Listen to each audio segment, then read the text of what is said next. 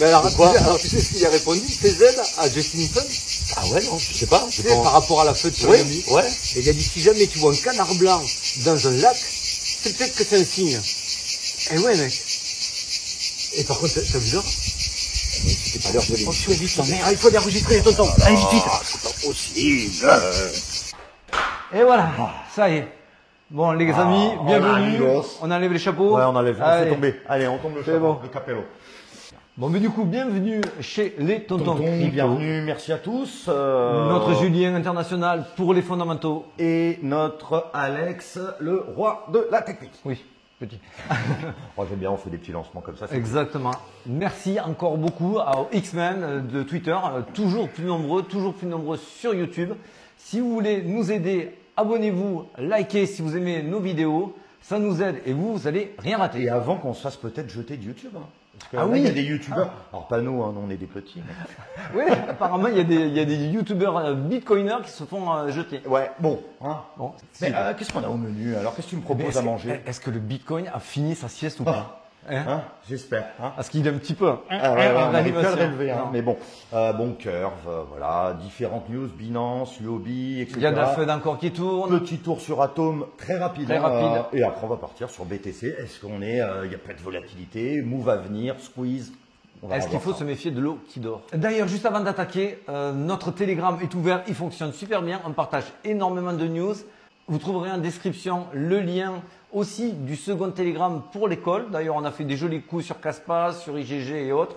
Donc c'est pas mal, rejoignez-nous, vous verrez. Voilà, rejoignez-nous, on vous partagera aussi si vous voulez des news, des prochains projets ou autres plus tard. Voilà. Pas de haters pour l'instant, on est super contents. C'est gentil. Bon, en même temps, c'est super bienveillant, voilà. tout le monde aide tout le monde, on apprend très vite dans ce groupe Telegram. Merci encore à vous qui êtes déjà présents et bienvenue au prochain. Alors, qu'est-ce qu'on voit?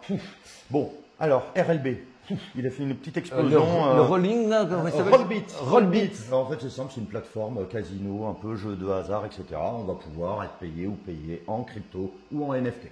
Voilà. Bon, moi, c'est pas mon délire, mais c'est un concept plutôt pas mal. Je connais pas forcément plus que ça, mais en effet, ça peut avoir du sens. Bon. Alors là, on a les PLS et X. Bon, malheureusement, la SEC est tombée sur X.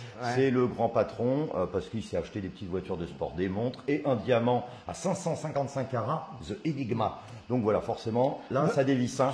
Petit peu abus de biens sociaux. Voilà, abus de biens sociaux et on parle de beaucoup d'argent quand même. Donc ça dévisse. Donc du coup, PLS, il a... PLS, il est dedans. Il est en PLS. Bon, on est bon, Caspa, bon, vous le savez, on va pas en reparler.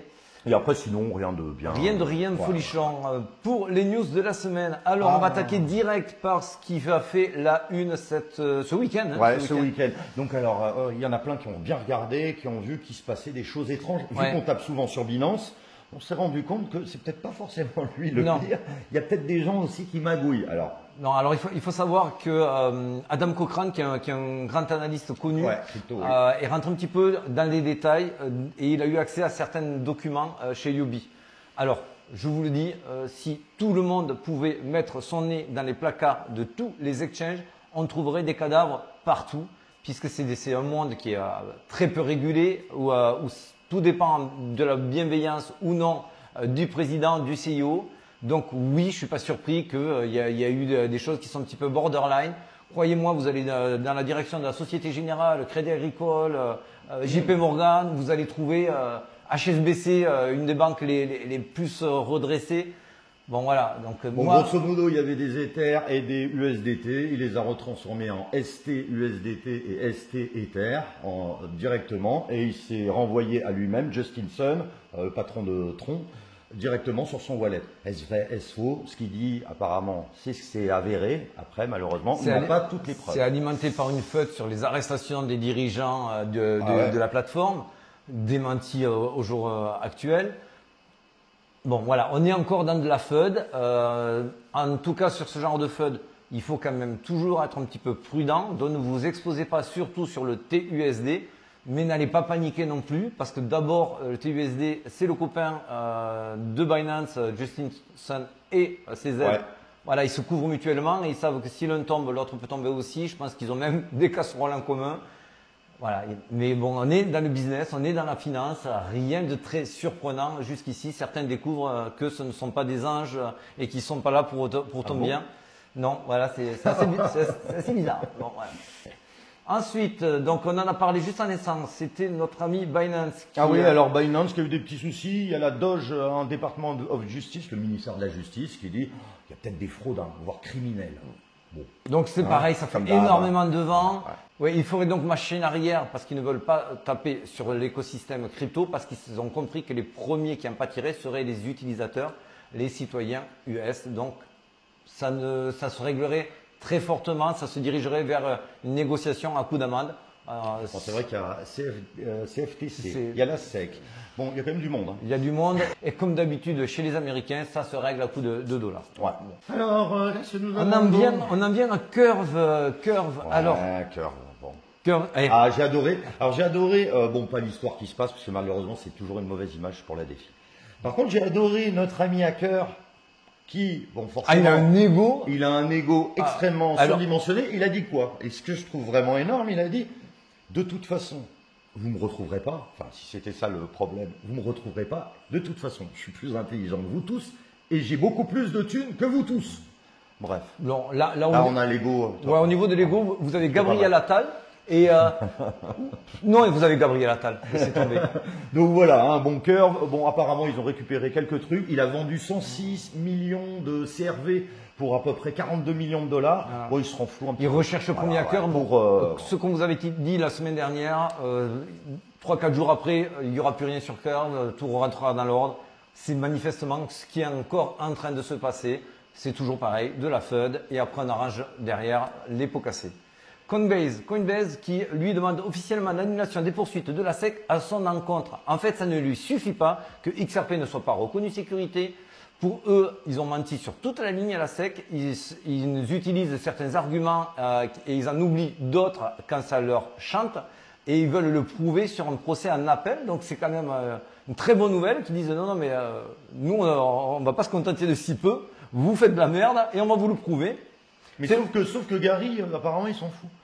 Ou alors peut-être qu'il s'est dit, je vais me recentrer. Voilà, il veut se recentrer parce qu'apparemment maintenant, hein, c'est sa nouvelle lubie, il a dit, les cryptos, c'est pas forcément des disruptions énormes au niveau technologique.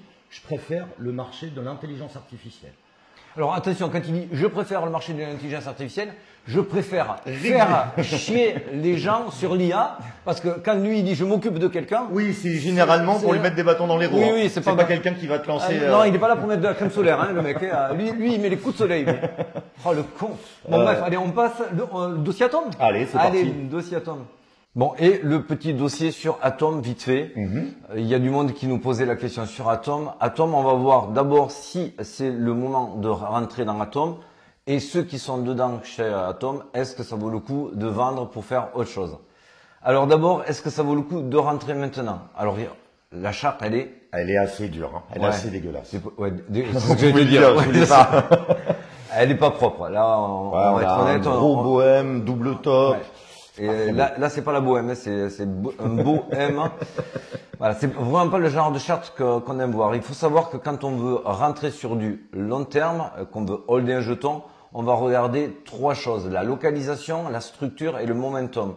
Alors, la localisation, ok. On est bon. Pas de souci, on est en super zone d'achat. C'est RLZ, reload zone. Voilà, c'est calculé par Fibonacci. Donc, c'est pour ça, là, on y est. On est en dessous de la ligne violette. Même si on était en dessous de la ligne verte, on serait quand même en zone d'achat professionnel. Ça, c'est Fibonacci qui nous le dit. Donc, ça, ok. La structure, vous l'avez compris, elle n'est pas propre du tout. On est sur un M-top. Donc, c'est plutôt très bearish comme pattern, comme figure. On aimerait voir à l'inverse des W qui montent comme ceci. Ce n'est pas le cas. Et le momentum, on a une volatilité qui est basse et ça c'est plutôt bien. Mais on a une perte de volume et ça c'est pas bien du tout. Et donc du coup. En gros, toi tu le rachètes là comme ça? Non, on le rachète pas. Hein. Non, là je l'achète pas. On peut se faire un ordre épuisette parce que le dossier est beau, le projet ça build dessus, il n'y a pas de souci. Donc on peut se mettre des ordres épuisettes dans la value là, entre 6 et 7. Voilà, si vous tombez là-dessus, il y aura du profit à faire.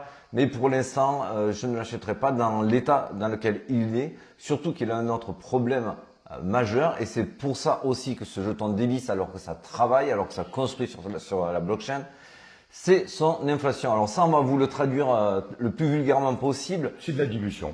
Voilà, alors vous voyez, quand ça monte un escalier comme cela, c'est pas bon, ça veut dire qu'il y a de plus en plus de jetons qui sont émis, qui sont mis sur le marché. Malgré qu'il y ait du stacking, ça ne suffit pas à combler la dilution. Pourquoi on vous parle de cela? Parce qu'en fait, si vous achetez par exemple des sneakers à 100 € et on vous dit c'est une série limitée et que 2 semaines après, Nike vous dit bon mais c'est plus une série limitée, on va en mettre 100 000 sur le marché. Bon, mais vos pompes qui coûtaient 100 balles, elles vaudront beaucoup moins. Beaucoup moins. Et bien, c'est exactement pareil avec les jetons, tant qu'ils n'ont pas réglé ce problème d'inflation. Et en plus, on n'a pas de volume, donc là, ça fait double effet qui se coule. Ça fait double effet qui se coule. Il faut vraiment qu'il y ait une demande, il faut vraiment qu'il y ait un bull run pour absorber la demande. Pour l'instant, c'est pas le cas. Donc, le jeton se dilue au niveau du prix. Donc, ce qui ne veut pas dire que le projet n'est pas bien, parce que je sais qu'il y a une grosse communauté, etc. Vous avez bien compris que c'est que sur de la technique. Vite fait, on en profite. PayPal, oui, super. PayPal alors. Masse adoption sur son stablecoin PYUSD. Bon, ils se sont simplifiés la tâche. Hein. Vraiment, super. Il y a du Scrabble. Vas-y. Il manque plus qu'un Z et un O. On est super. Quoi. Bon bref. Bon PayPal, alors déjà mauvaise nouvelle, déjà c'est qu'aux États-Unis. Oui, non pour les, ça sera massif et ça sera c'est pour tout le monde. Mais surtout, alors tout le monde a titré PayPal, c'est massif, c'est huge, c'est bullish, super. Par contre, les gars, si vous êtes amateur des écosystèmes crypto et de la blockchain, PayPal, il va. C'est pas le meilleur copain. Enfin, c'est pas le meilleur copain. Il s'est adossé avec Paxos. Paxos a trahi Binance il y a 6 mois. En lui disant, bon, ben, les BUSD, démerde-toi sans moi. Bon, vu que c'était le seul, les BUSD, c'est fini. Donc, Paxos a été, il faut le savoir, ils ont été poussés quand même par la SEC. Vous l'avez ici, c'était en février, BUSD, Binance menacé. La SEC s'attaquerait à son émetteur Paxos. Donc, c'est pour ça que Paxos a eu peur. Donc, toutes ces pressions-là, ça fait partie de l'opération Choke Point 2.0. Donc, le Choke Point 2.0 pour ceux qui sont pas anglophones.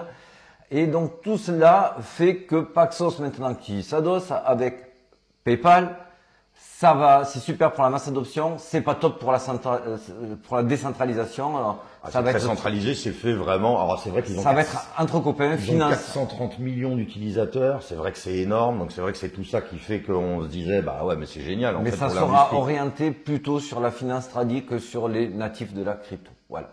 Bon, allez, ça c'est fait. Ah si, aussi, ça je sais pas si tu l'as vu passer, c'était ce matin, les stations de recharge électrique européennes, il y en a 60 000. Bon, mais ça y est, on peut payer en bitcoin. Voilà. Oh. Ah. Avec ta petite trottinette électrique. Avec allez, je mets 0,00001 bitcoin. Bon, allez, on attaque très vite l'analyse bitcoin. Alors, on est au neutre. Ce qu'on a vu, c'est que les longs se sont fait nettoyer hier. C'est ce qu'on avait dit également sur Telegram. On vous avait prévenu que ça allait pas pumper direct, qu'il allait certainement y avoir un balayage des longs avant. Notamment, c'était suite à ce thread-là, on nous avait dit ah super. Alors donc du coup, d'après vous, c'est to the moon. Non. Il y aura encore des balayages. On en a eu un hier après-midi. Et pour revenir sur ce thread, ceux qui l'ont raté ou qui ne l'ont pas compris, je vais faire très vite dessus. Il explique que la volatilité est historiquement faible. C'est clair. On a pris les 6 points les plus bas de la volatilité et on a vu qu'est-ce qui s'est passé derrière. Derrière, il y a eu 3 baisses et 2 hausses. Et le sixième point est en cours de résolution.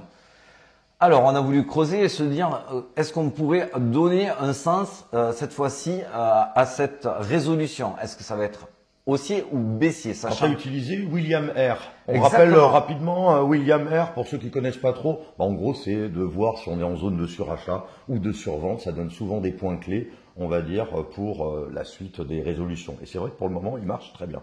Ça marche très bien, surtout que ça vous donne l'intéressement présent sur le Bitcoin. Et donc, si on regarde de très près, quand on est sur un désintéressement, donc en rouge ici, donc en bas sur le William R, on voit que le cours du Bitcoin chute derrière. Quand on voit par contre qu'on rentre en zone d'intéressement et en zone de surachat, ça pump derrière. Ici également, ça pump derrière. Là, on retombe à désintéressement, ça dump, ça dump. Donc ici, on est rentré en zone de surachat, donc un intéressement croissant pour le Bitcoin. Est-ce que ça va pumper? Ce schéma-là nous l'indique. Attention, ce n'est pas un modèle. Mais c'est côté aussi statistique qui fait que plus on a de résolutions qui se répètent et plus ça a de chances de... Ça n'accepte pas les problèmes style Black Swan, hein, puisqu'ici on était parti pour rentrer aussi en zone d'intéressement de surachat et donc on s'attendait à une résolution vers le haut. On a été totalement douché par le Black Swan, à savoir le Covid. Mais bon, ça, personne ne pouvait le prévoir. Non. Hein? Si on dézoome et qu'on revient sur du daily, on se rend compte qu'on est dans un énorme biseau ascendant et à l'intérieur de ce biseau ascendant, on a deux biseaux descendants ici. On sait que les biseaux descendants cassent généralement vers le haut. On l'a eu ici précédemment. On pense également que celui-ci fera de même. Il n'est pas du tout impossible qu'il fasse appui sur son support du biseau ascendant ici. Donc ça nous amènerait sur les 28 300, c'est pas du tout impossible pour ensuite repumper derrière. Ça fait partie du plan, pas de souci. Pour l'instant, aujourd'hui, nous, on voit quand même une tendance largement haussière. On zoome sur du daily, on est toujours en daily, mais de manière zoomée. On voit aussi encore techniquement qu'on a une divergence haussière. La haussière, hein, divergence sur le RSI. Voilà, donc celle-ci, elle n'a pas encore été avalée, elle n'a pas été encore utilisée. Donc, on peut s'attendre dans les prochains jours à une hausse ou à une stabilisation. D'autant plus que là, on a une petite pattern très sympa. Tu te rappelles comment ça s'appelle ça? C'est le marteau. C'est le marteau. Le marteau. C'est le marteau. Donc, on a une très belle bougie. Donc, pour le marteau, comment ça se passe? Vous avez une très belle mèche en dessous et vous avez le corps au-dessus qui est assez fin, bien sûr. Et ça s'appelle le marteau. C'est une pattern bullish. Ça, c'est ce que je vous avais posté dimanche sur Telegram. Donc, du coup, je vous invite à nous rejoindre sur Telegram. Vous voyez, on partage quand même beaucoup d'informations et vous pouvez poser énormément de questions. On est dans le partage. Ça se passe super bien, très bienveillant.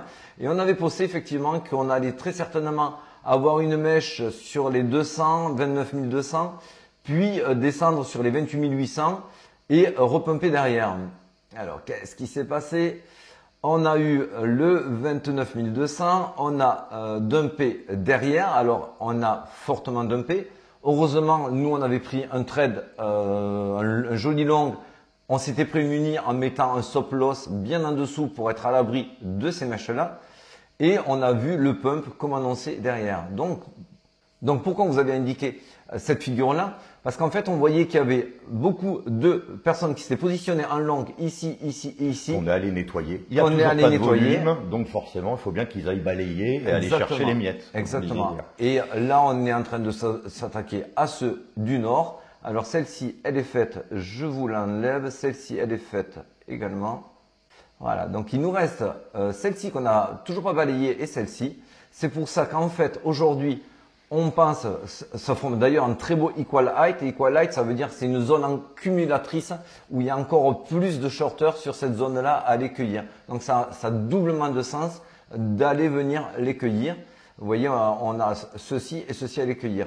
On a une zone de fair value gap, donc c'est une zone de volume où il y a des ordres à aller chercher et des volumes à remplir.